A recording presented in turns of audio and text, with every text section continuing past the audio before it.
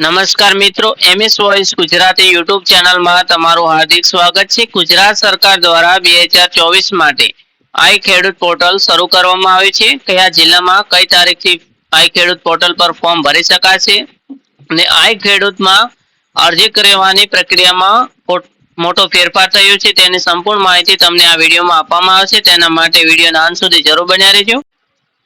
રાજ્યના ખેડૂતોને ખેતીવાડી યોજનાના ઘટકો જેવા કે ખેતોજાર, એગ્રો સર્વિસ પ્રોવાઇડર, પાક મૂલ્યવર્ધિત, farm nursery bank, millet processing unit, તાડપત્રી, પાક સંરક્ષણ સાધનો જેવા પાવર સંચાલિત pump set, solar unit, kit, water carrying pipeline, ride on self propelled, multipurpose toolbar, સનેડા વગેરેને મહત્તમ લાભ મળી રહે તે આશયથી રાજ્ય સરકારે સન 2024-25 માટે ખેડૂતો દ્વારા ઓનલાઈન અરજીઓ મેળવવા માટે આઈ ખેડૂત પોર્ટલ 21/9/24 થી જિલ્લાવાર દિન 7 દિવસ માટે ખોલવામાં આવનાર છે।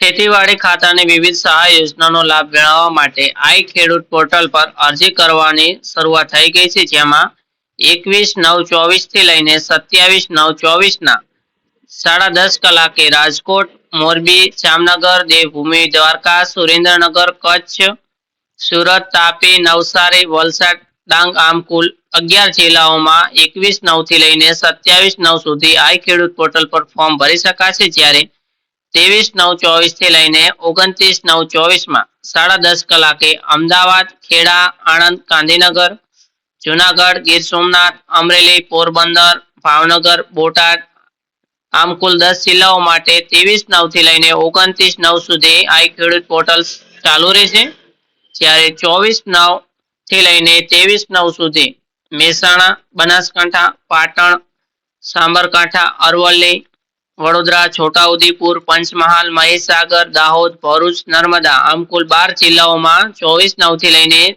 23/9 સુધી 30/9 સુધી તમે ઓનલાઈન આઈ ખેડૂત પોર્ટલ પર અરજી કરી શકશો।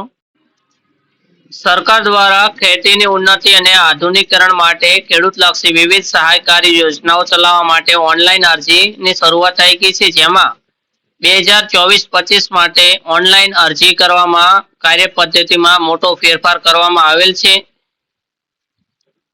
અરજી લેવાની કાર્યપદ્ધતિ નંબર 1 ની વાત કરીએ તો તેમાં એગ્રો સર્વિસ પ્રોવાઇડર, પાણીના ટાંકા, પાક સંગ્રહ સ્ટ્રક્ચર, પાક મૂલ્યવર્ધિત, hi tech hub, farm nursery bank, ડ્રોનથી છંટકાવ, તાડપત્રી, સોલાર પાવર યુનિટ, તારની વાડ, પાક સંરક્ષણ સાધનો જેવા કે પાવર સંચાલિત, વોટર કેરિંગ પાઇપલાઇન અને સ્માર્ટફોન માટે સરકાર દ્વારા કેટલાક નિયમો 2024-25 માટે લાગુ કરવામાં આવ્યા છે, જેમાં ઉક્ત ઘટકોમાં નાણાકીય જોગવાઈની મર્યાદામાં અરજી મેળવવામાં આવશે તથા પ્રાયોરિટી લિસ્ટ મુજબ તેની પૂર્વ મંજૂરી આપવામાં આવશે। નાણાકીય જોગવાઈ ઉપરાંત જે તે ઘટકોની માંગણી ધ્યાને લઈ વધારાની અરજીઓ દિન 7 માટે પોર્ટલ થકી મેળવવામાં આવશે। આવી વધારાની અરજીઓ વેઇટિંગ યાદી તરીકે ગણવામાં આવશે। નાણાકીય જોગવાઈની મર્યાદામાં જ વેઇટિંગ યાદી ઓપરેટ કરી મુખ્ય યાદીમાં લાવી શકાશે। પૂર્વ મંજૂરી મળ્યા પછી જ અરજદારે યોજનાના ઠરાવ મુજબ નિયત સમય મર્યાદામાં અરજી સાથે જરૂરી સાધનિક કાગળો સાથે દરખાસ્ત સંબંધિત તાલુકા કચેરીમાં તમારે કરવાની રહેશે। મંજૂરી આપ્યા સિવાય વેઇટિંગ અરજીઓ વર્ષના અંતે રદ ગણવામાં આવશે। અરજી લેવાની કાર્યપદ્ધતિ 2 ની વાત કરીએ તો તેમાં અરજી લેવાની કાર્યપદ્ધતિ 1 માં આવરી લીધેલ ઘટક સિવાય બાકીના તમામ ઘટકો જેવા કે ટ્રેક્ટર, માલવાહન સાધન, rotavator, plough, power tiller, power thresher, વાવણિયા, એરોમોબાઈલ થ્રેશર, લેન્ડ લેવલર, સનેડો, પંપસેટ તેમજ વિવિધ ખેત ઓજાર સાધનોમાં કાર્યપદ્ધતિ 2 ની સૂચનાઓ સરકાર દ્વારા નક્કી કરવામાં આવી છે, જેમાં સમાવિષ્ટ સાધનો માટે ખેડૂતોને સાધનની ખરીદી કરી મોડામાં મોડા દિન 60 દિવસમાં આઈ ખેડૂત પોર્ટલ પર ઓનલાઈન અરજી કરવાની રહેશે।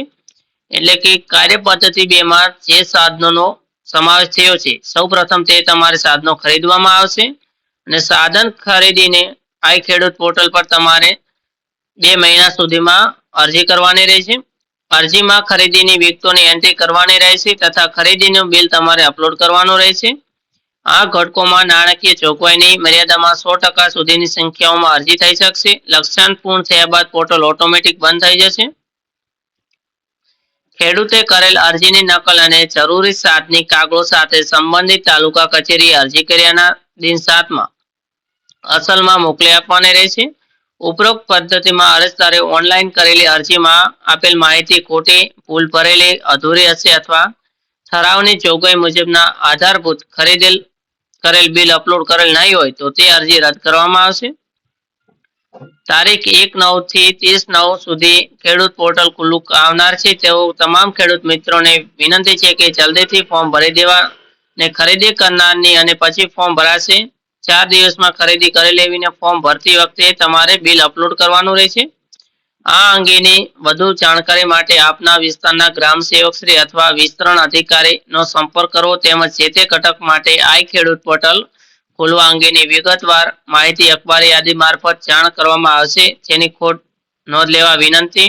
જો આપેલ માહિતી તમને ઉપયોગી થઈ હોય તો વિડીયોને લાઈક કરી દેજો અને ચેનલને સબસ્ક્રાઇબ કરવાની બાકી હોય તો ચેનલને સબસ્ક્રાઇબ કરી લેજો અને ચેનલની બેલ આઇકોન ઓન કરી દેજો જેથી અમારા આવનારા વિડીયો તમારા સુધી સરળતાથી પહોંચી શકે.